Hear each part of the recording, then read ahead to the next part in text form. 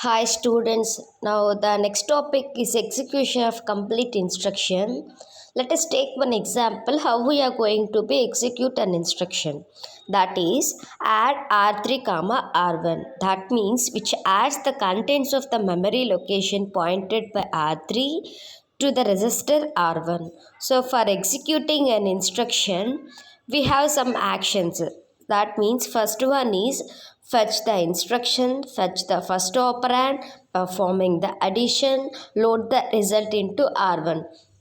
In previous video also we discussed that what are the steps for executing an instruction. That is for executing an instruction compulsory we required some content. So for that content we are going to be fetch. Okay, after fetching the instruction, so first we have to fetch the first operand and perform the addition, load the result into R1. So see the steps clearly. So this is the very important question in your exams. First one is that is PC out. So PC stores the address of the next instruction. Okay. So for executing an instruction, we have to fetch the content of where the PC is going to be pointed. Okay. After that the PC, whatever the address the PC specified, that is going to be stored in memory address register. Okay, so after that memory address register we are calling read signal. Okay, here we are reading the contents, that's why we are using here read signal. Okay, after that select 4. Why we write here select 4 means in general the word contains 4 bytes.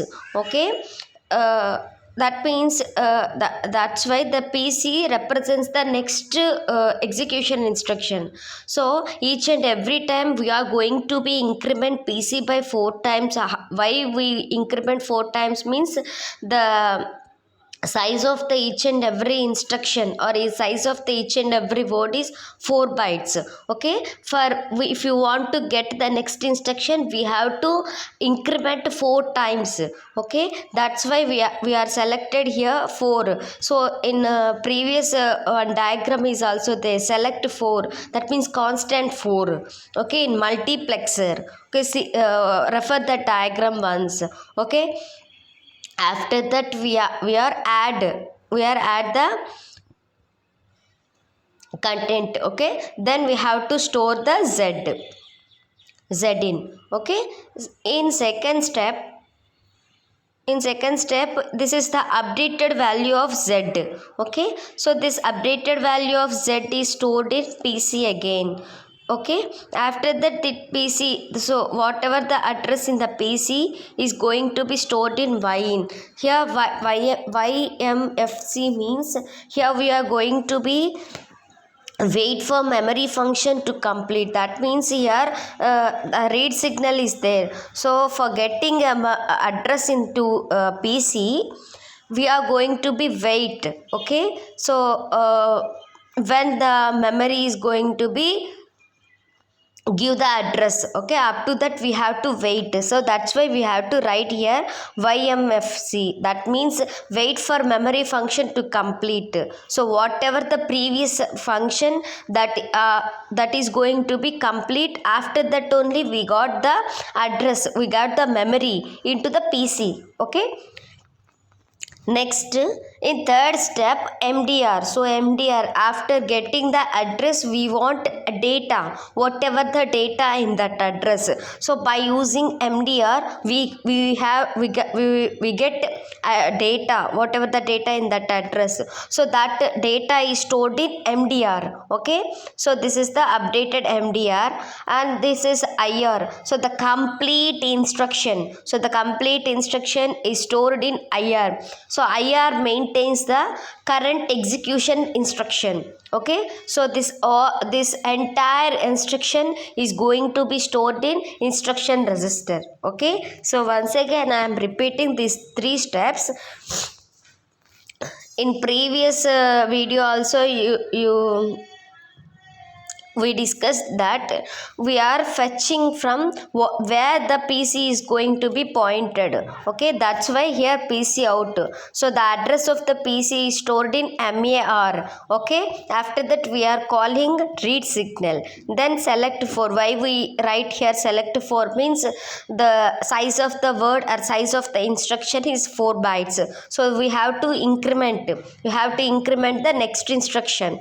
Okay, then we have to perform add, then we have to store that in zin. Okay, whatever the data in select for that and that is going to be added and that is stored in zin. Okay, in z out, this is the updated value of z, and the PC is waiting. So PC is waiting for next memory location. Okay, after performing the read operation, then only we got the memory address of the next instruction. So up to that the PC is waiting. Okay, that's why we have to write here ymfc. Okay, after getting address, we need data. So that data is stored in MDR, that is memory data register. Okay, the entire instruction, the data means that is an instruction. So the entire instruction is stored in instruction register.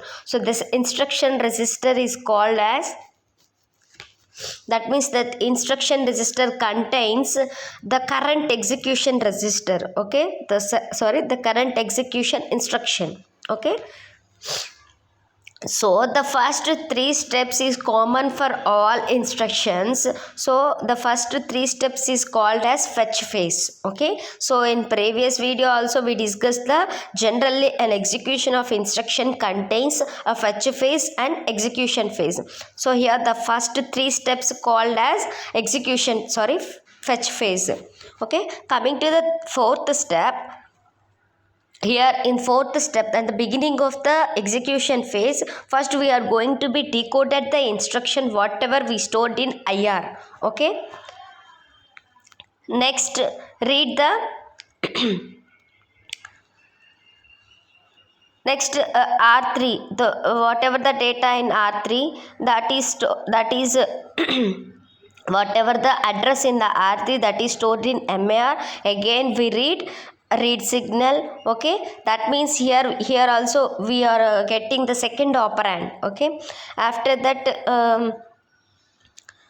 R1, so the result whatever the data in R1 that is going to be stored in Y. So for temporary purpose we stored Y, R1 into Y. Okay, so for getting memory location, again we have to, that means here the read signal is there. After performing read signal only we got the address. Okay, we got the data. So up to that we have to wait. So that's why we have to write here ymfc. Okay, next one is MDR out. So whatever the data in MDR out, that is going to be stored in Y.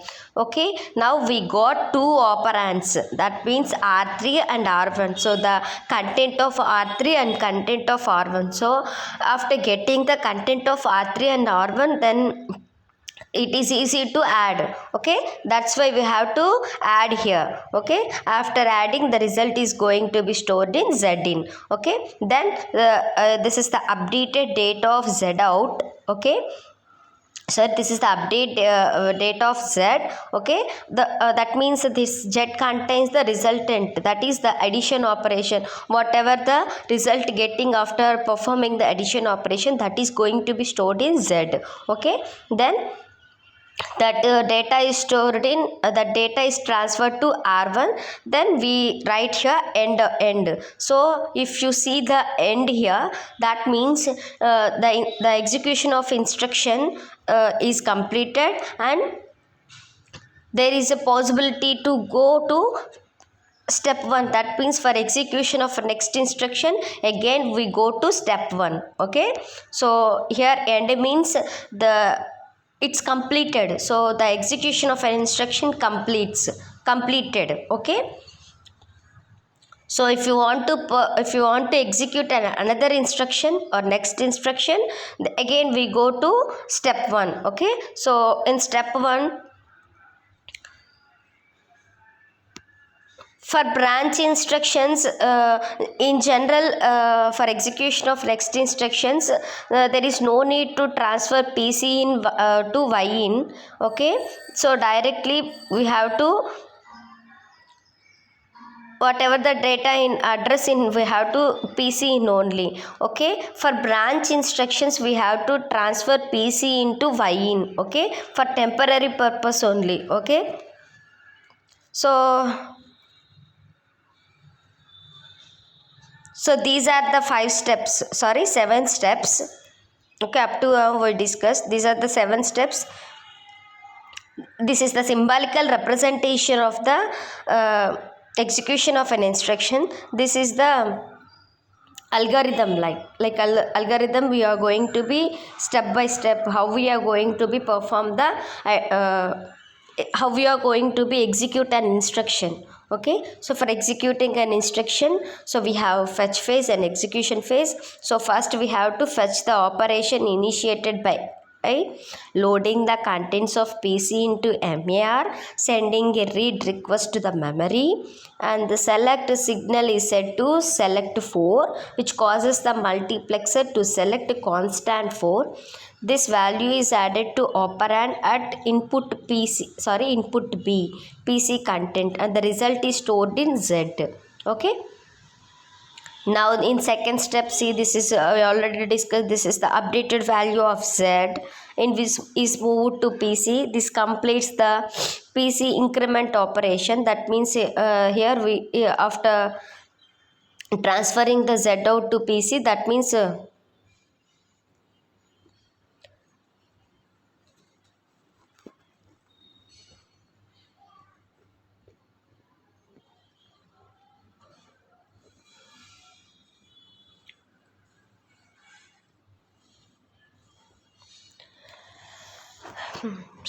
that means we have to update the value in Z into mode PC. That means the completes the PC increment operation, and PC will now point the next instruction. Okay,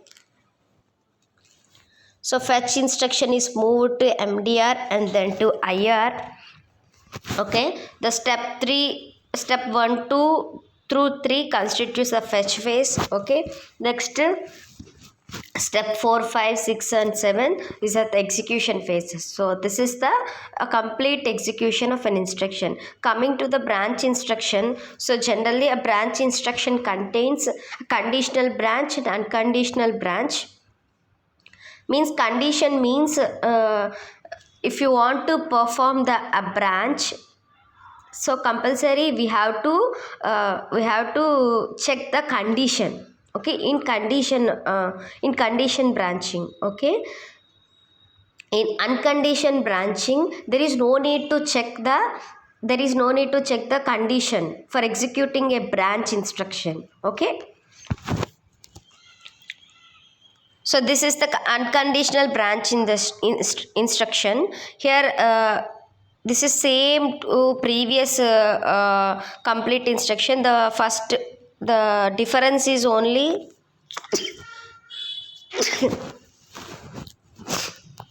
here taken for offset value. Offset value means a beginning value. Okay, so this is the branching instruction. Okay,